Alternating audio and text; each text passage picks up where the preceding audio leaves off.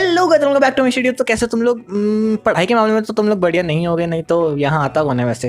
हे वो सब छोड़ो, आज हम लोग करने वाले हैं human I and the colourful world की क्विक रिवीजन। तो कलरफुल वर्ल्ड बाद में देखेंगे, हाँ पहले हम लोग देख लेते हैं ह्यूमन आई। तो ह्यूमन आई भाई लोग कुछ ऐसी सी दिखती है। अब तुम्हारी मर्जी, तुम मेरी गंदी सी ड्राइंग देख लो या फिर मेरी गंदी सी ड्राइंग देख लो, दोनों मेरी ड्राइंग्स हैं। वैसे अगर हम लोग ह्यूमन आई को ध्यान से देखें तो हमें सबसे पहले दिखती है एक आउटर लेयर जिसे हम लोग कहते हैं कॉर्निया। तो कॉर्निया बेसिकली प्रोटेक्ट करती है कोई भी डस्ट पार्टिकल्स को, वो आई के अंदर नहीं जाने देती है। जैसे फॉर एग्जांपल अगर तुम्हारी पलक का बाल गिर के मतलब तुम्हारी आंख में गिर जाता है, वो कॉर्निया के बाहर बाहर रहता है, वो अंदर नहीं जाता है। नेक्स्ट हमारे पास आता है एक्वस ह्यूमर। अब एक्वस ह्यूमर एक लिक्विड है जो कि कॉर्निया और उसके आगे जो भी पार्ट है उनके बीच में भरा हुआ है, मतलब कॉर्निया और आइरिस के बीच में भरा हुआ है। तो ये पार्ट मतलब ये लिक्विड क्या करता है, ये बेसिकली न्यूट्रिशन प्रोवाइड करता है कॉर्निया को। अब कॉर्निया सबसे बाहर की लेयर है तो ऑब्वियसली काफ़ी ज़्यादा आउटर इंटरेक्शन होता रहता होगा उसका चीज़ों से, तो कभी कभी डैमेज भी हो जाती होगी। तो उस डैमेज को ओवरकम करने में ये एक्वस ह्यूमर कॉर्निया की मदद करता है। अब एक्वस ह्यूमर के बाद आते हैं हम लोग आइरिस पे। तो तुम्हारी आँख का जो भी ब्लैक वाला जो गोला है ना, मतलब अंदर वाला नहीं बाहर, बड़ा जो ब्लैक सर्कल है वो आइरिस है, ठीक है। तो ये मसल्स बेसिकली क्या करते हैं, ये ना तुम्हारा जो आँख का छेद होता है जिसे हम लोग प्यूपिल कहते हैं, उसको बड़ा या छोटा कर देता है डिपेंडिंग अपॉन कि बाहर एनवायरनमेंट में कितनी लाइट है और कितनी लाइट एंटर करनी चाहिए। उसके बाद आता है हमारे पास प्यूपिल। तो प्यूपिल वो सर्कल, वो छेद जिससे लाइट पास होती है तुम्हारी आंख के अंदर जाती है, ठीक है। तो डिपेंडिंग अपॉन कि अगर ज़्यादा लाइट होगी ना तो प्यूपिल हो जाएगा छोटा क्योंकि ज़्यादा लाइट अंदर चाहिए नहीं, और अगर लाइट कम होगी तो प्यूपिल हो जाएगा बड़ा क्योंकि ज़्यादा लाइट चाहिए तब आपको देखने के लिए।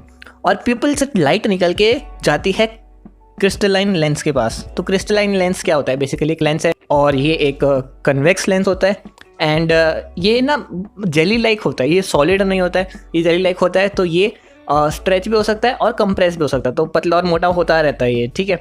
तो इसका बेसिक काम क्या होता है कि पीछे स्क्रीन पे रेटिना पे लाइट की फोकस करना जो कि बाहर से आ रही है। एंड ये जो स्ट्रेच होता है और जो कंप्रेस होता है ये कौन करता है, ये सिलियरी मसल्स करती हैं। तो सिलियरी मसल्स का काम क्या है, बस डिपेंडिंग अपॉन की लाइट कितनी आ रही है, कहाँ तक लाइट फोकस होनी चाहिए, तो उस हिसाब से लेंस को कॉन्ट्रैक्ट या एक्सपेंड कर देती हैं। अब बात करते हैं विट्रस ह्यूमर की। तो विट्रस ह्यूमर पूरी आईबॉल में एक लिक्विड भरा होता है और इस लिक्विड का बेसिक सा काम ये है कि आईबॉल की जो स्फेरिकल शेप है उसको ये स्फेरिकल ही रखता है।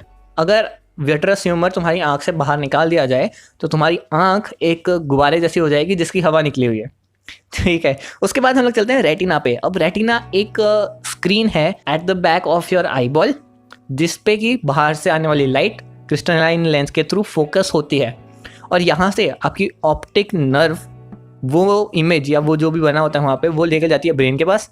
अब क्योंकि यहाँ पे ये लेंस है तो ये उल्टी बनाएगा इमेज रेटिना पे, तो ब्रेन उस उल्टी इमेज को सीधी प्रोसेस करता है और उसके बाद हमें पता चलता है कि हम लोग देख क्या रहे हैं, ठीक है। तो बस यही सब मैंने यहाँ पे लिखा हुआ है, बस तो ज़्यादा कुछ नहीं। अगर स्क्रीनशॉट लेना हो तो ले लो, लिखना हो तो लिख लो, तुम्हारी मर्जी यार।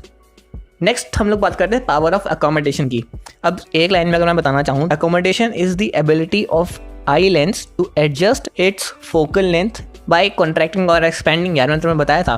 तो जब क्या होता है, जब लेंस हमारा एक्सपैंड हो जाता है तो उसकी फोकल लेंथ भी बढ़ जाती है, और जब वो कॉन्ट्रैक्ट हो जाता है तब उसकी फोकल लेंथ भी कम हो जाती है।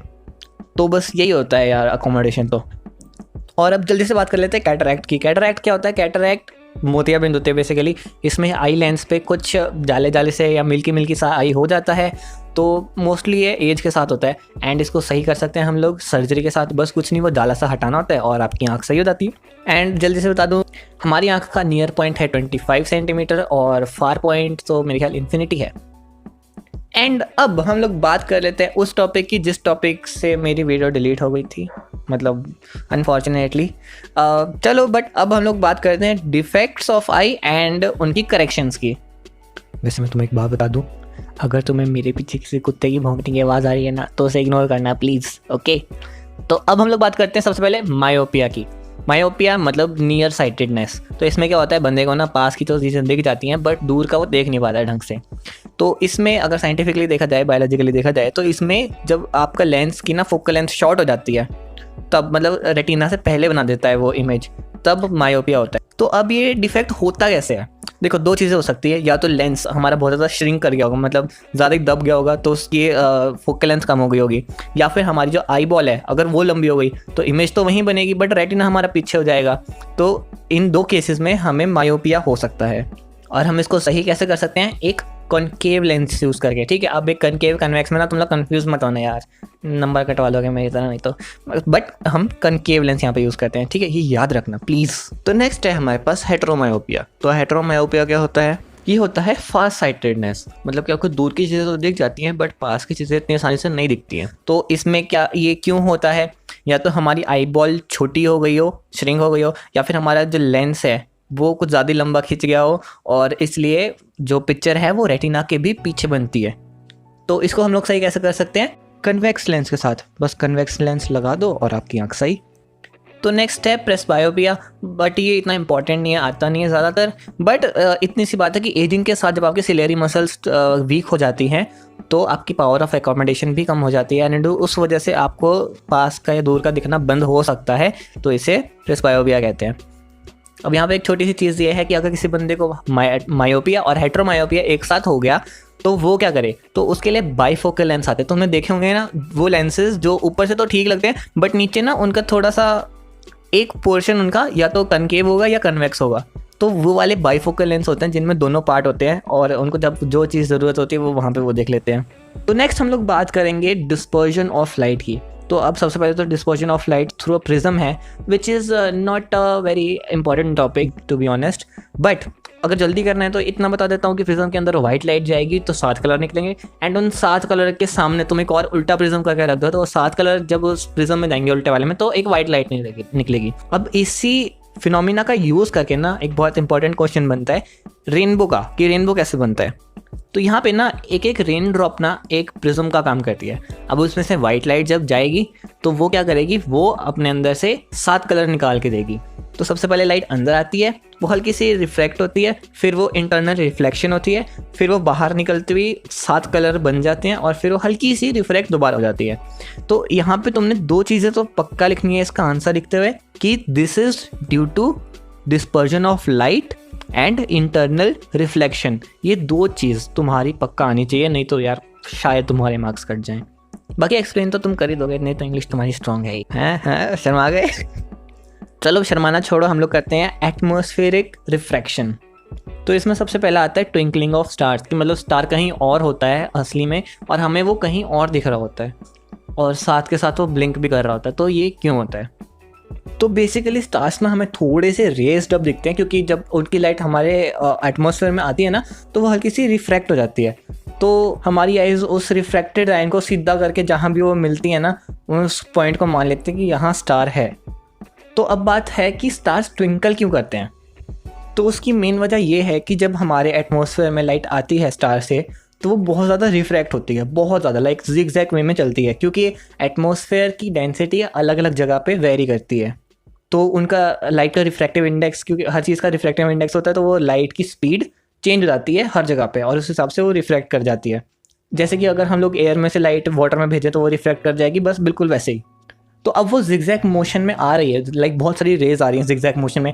अब कोई रे तुम्हारी आई में आएगी, कोई नहीं आएगी, कोई ऊपर जाएगी, कोई नीचे जाएगी। तो कभी कभी बहुत ज़्यादा लाइट आ जाएगी, कभी कभी कम लाइट आ जाएगी। तो जब बहुत ज़्यादा लाइट आ जाएगी तो स्टार ब्राइट दिखेगा, जब कभी कभी कम लाइट आ जाएगी तो स्टार थोड़ा सा डल दिखेगा, और ये ब्राइट डल करते करते स्टार ट्विंकल होना शुरू हो जाता है। तो अब इसमें क्वेश्चन है कि प्लैनेट्स क्यों ट्विंकल नहीं करते हैं। तो देखो उसका सीधा सा ये जवाब है कि प्लैनेट्स ना हमारे बहुत क्लोज हैं तो वो बड़े दिखाई देंगे। अब एक चीज़ बहुत बड़ी है तो बहुत सारे पॉइंट्स से मिलके बनी होगी। अब सारे पॉइंट्स अगर फ्लक्चुएट करने लग गए, लो ब्राइट होने लग गए, तो वो एक दूसरे को कंपनसेट करके ऑन द होल वो एक ही जैसा रहेगा। जबकि स्टार एक बिल्कुल छोटा सा एक पॉइंट है बहुत दूर जाके, अगर वो फ्लक्चुएट करेगा तो वो तो हमें पक्का दिख ही जाएगा। तो अब दूसरा क्वेश्चन आता है, क्वेश्चन तो नहीं टॉपिक आता है कि सनराइज से 2 मिनट पहले सन दिख जाता है और सनराइज के 2 मिनट बाद तक सन दिखता ही रहता है।